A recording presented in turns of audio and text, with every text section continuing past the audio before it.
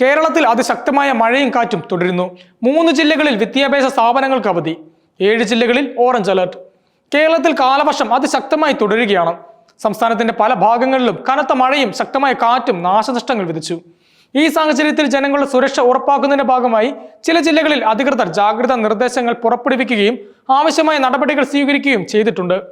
പ്രധാനമായും ശക്തമായ മഴയും കാറ്റും തുടരുന്നതിനാൽ എറണാകുളം, പത്തനംതിട്ട, കോട്ടയം എന്നീ 3 ജില്ലകളിൽ വിദ്യാഭ്യാസ സ്ഥാപനങ്ങൾക്ക് നാളെ, അതായത് ശനിയാഴ്ച അവധി പ്രഖ്യാപിച്ചിരിക്കുകയാണ്.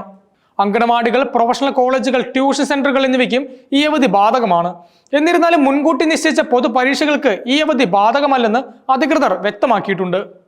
വിദ്യാർത്ഥികളുടെയും അധ്യാപകരുടെയും സുരക്ഷ കണക്കിലെടുത്താണ് ഈ തീരുമാനം.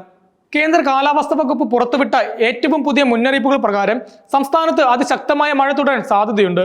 ഇതിന്റെ അടിസ്ഥാനത്തിൽ കൊല്ലം, പത്തനംതിട്ട, ആലപ്പുഴ, കോട്ടയം, എറണാകുളം, ഇടുക്കി, തൃശൂർ എന്നീ 7 ജില്ലകളിൽ ഓറഞ്ച് അലർട്ട് പ്രഖ്യാപിച്ചിട്ടുണ്ട്.